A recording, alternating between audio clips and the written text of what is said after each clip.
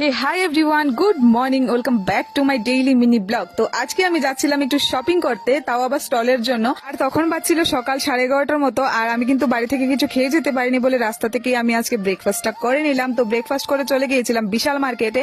আজকে অনেক কিছু কেনার আছে, অনেকদিন ধরেই প্ল্যান করছিলাম যে কিছু অনেক জিনিসপত্র লাগবে স্টলের জন্য, তো টাইম হয়ে উঠছিল না যে এইগুলি কিনবো। তো আজকে কিন্তু ফাইনালি আমরা গেলাম বিশাল মার্কেটে। গিয়ে প্রথমে এই কন্টেনারটা কিনলাম, এটার অনেক দরকার ছিল, তো এটা একদম পছন্দ হয়ে গেছে, নিয়ে নিয়েছি। তারপরে দুটো ট্রে দেখছিলাম, ট্রে গুলিও বেশ ভালো লেগেছে। তোমাদের কাছে কেমন লেগেছে অবশ্যই কমেন্টে জানিও। তো এই ট্রে গুলিও নিয়ে নিলাম। আর আমার শপিং করতে করতে এত ঘুম পাচ্ছিল, কি আর বলবো, আমি না যেখানে যাই সেখানে আমার ঘুম পাই, কি যে করবো। তো জিনিসপত্রগুলি যেগুলি দেখাচ্ছি এই সবগুলি জিনিসপত্রই আমি নিয়েছি।